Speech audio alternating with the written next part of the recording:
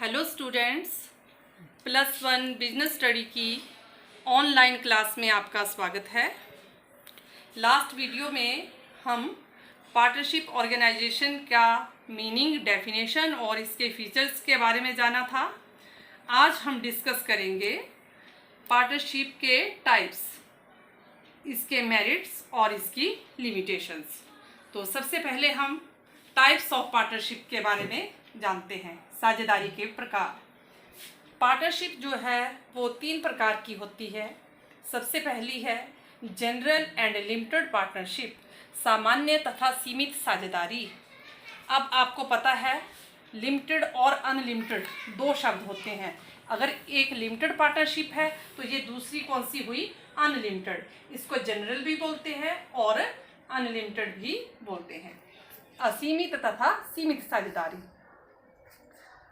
असीमित साझेदारी कौन सी होती है?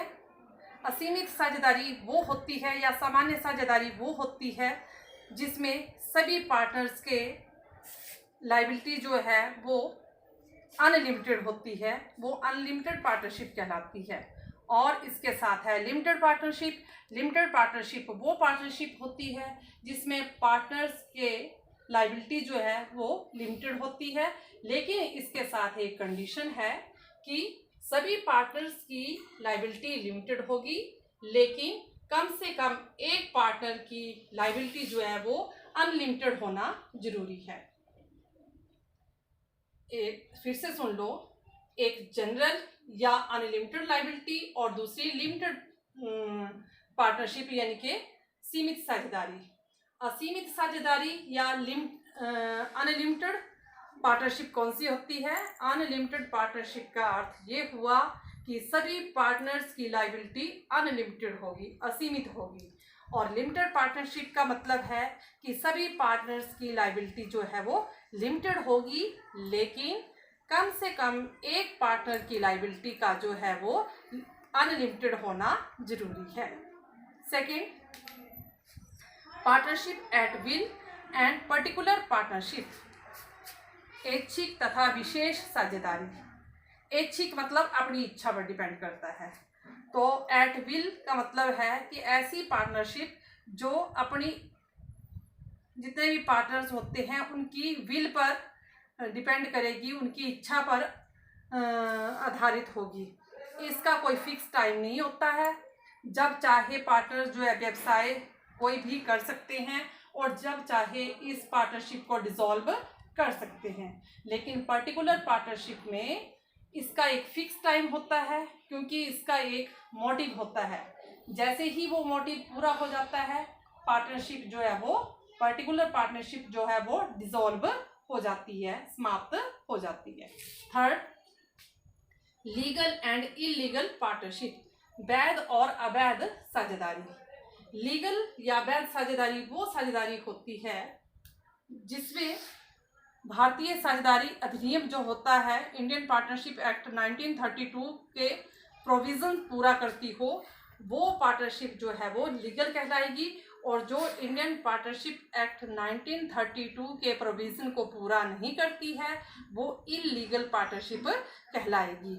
और इलीगल पार्टनरशिप में कौन कौन सी हो सकती है? जैसे जिस पार्टनरशिप का मोटिव जो है वो इलीगल होगा तो वो इलीगल पार्टनरशिप कहलाएगी। या फिर जिसमें ऐसी पार्टनरशिप जो पब्लिक पॉलिसी के खिलाफ हो, वो भी इलीगल पार्टनरशिप कहलाएगी।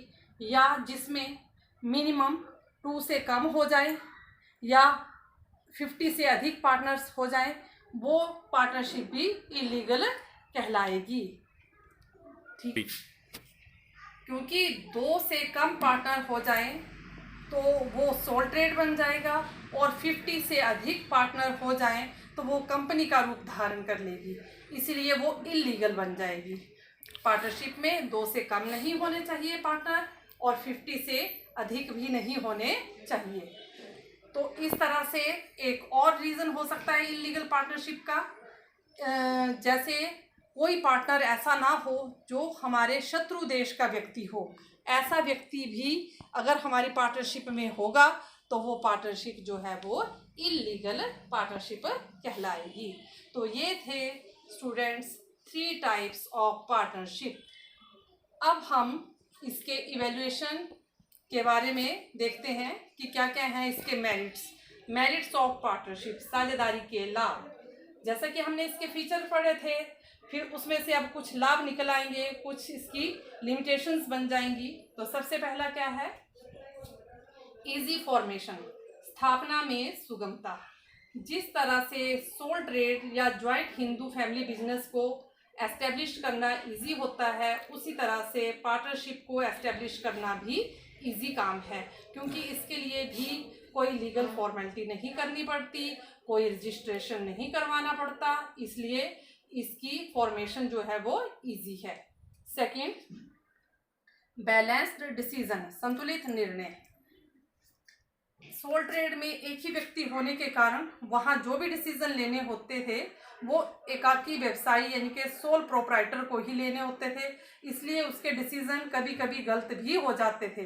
लेकिन पार्टनरशिप में 2 या 2 से अधिक व्यक्ति होने के कारण यहाँ पर जो भी डिसीजन लिए जाएंगे बिजनेस के लिए वो बैलेंस्ड होंगे, संतुलित होंगे, मतलब अच्छे होंगे, व्यवसाय को लॉस नहीं हो सकती। थर्ड, मोर फाइनेंशियल रिसोर्सेज, अधिक वित्तीय साधन। इसका अर्थ ये हुआ कि इसमें 2 या 2 से अधिक व्यक्ति होते हैं, सभी अपनी अपनी कैपिटल इसमें इन्वेस्ट करते हैं, जिससे फाइनेंशियल रिसोर्स जो है वो अधिक हो जाते हैं। सोल ट्रेड में एक ही व्यक्ति होने के कारण वही कैपिटल लगाता है, इसलिए वहाँ पर जो है वो फाइनेंशियल रिसोर्स जो है वो कम होते हैं। इस टाइप के फॉर्म ऑफ बिजनेस ऑर्गेनाइजेशन में कैपिटल के रिसोर्सेज जो है वो थोड़े, फाइनेंशियल रिसोर्सेज थोड़े अधिक होते हैं। नेक्स्ट है सीक्रेसी, गोपनीयता। जिस तरह से सोल ट्रेड या ज्वाइंट हिंदू फैमिली बिजनेस में सीक्रेसी पाई जाती है, उसी तरह से पार्टनरशिप में भी सीक्रेसी पाई जाती है, क्योंकि पार्टनरशिप की जितनी भी सीक्रेट बातें होती हैं वो सारे पार्टनर्स को पता होती हैं, और पब्लिक के सामने जो इनको अपने अकाउंट्स होते वो पब्लिश नहीं करने पड़ते, जिससे इसमें सीक्रेसी बनी रहती है। और इसका लास्ट मेरिट है डिवीज़न ऑफ रिस्क, जोखिम का बंटवारा। 2 या 2 से अधिक व्यक्ति होने के कारण अगर बिजनेस को कोई लॉस होता है तो वो लॉस सभी पार्टनर्स में जो है वो डिस्ट्रीब्यूट हो जाता है, तो इसलिए यहाँ पर डिवीज़न ऑफ रिस्क हो जाता है। सोल ट्रेड की तरह एक व्यक्ति के ऊपर नहीं सारी की सारी लॉस पड़ती। ये थे इसके मेरिट्स। अब बात करते हैं इसकी लिमिटेशंस की। लिमिटेशंस ऑफ पार्टनरशिप, साझेदारी की सीमाएं। अनलिमिटेड लायबिलिटी, असीमित दायित्व। जैसे कि पहले भी बताया है कि ये पॉइंट बार बार आएगा हर चैप्टर में, तो इसमें भी इसके फीचर में भी पढ़ा था, अब ये इसकी लिमिटेशन भी बनी है, अनलिमिटेड लायबिलिटी। तो पार्टनरशिप में जितने भी पार्टनर्स होते हैं मैक्सिमम उनकी लायबिलिटी जो है वो अनलिमिटेड होती है। इट मीन्स अगर व्यवसाय की संपत्तियां जो है वो कम हैं और लायबिलिटीज़ ज़्यादा हैं, तो it means personal property partners की भी जा सकती है उस लॉस को भरने के लिए, उन लायबिलिटीज़ को चुकाने के लिए। सेकंड, लिमिटेड रिसोर्सेज, सीमित साधन। अब आप कहोगे कि इसके मेरिट में हमने पढ़ा कि मोर फाइनेंशियल रिसोर्सेज, ये तो इसका मेरिट बन गया और यहाँ पर इसकी लिमिटेशन बना दी, लिमिटेड रिसोर्सेज। तो ये आपने यहाँ भी लिखना है पॉइंट मेरिट में भी, और ये इसकी लिमिटेशन में भी आएगा।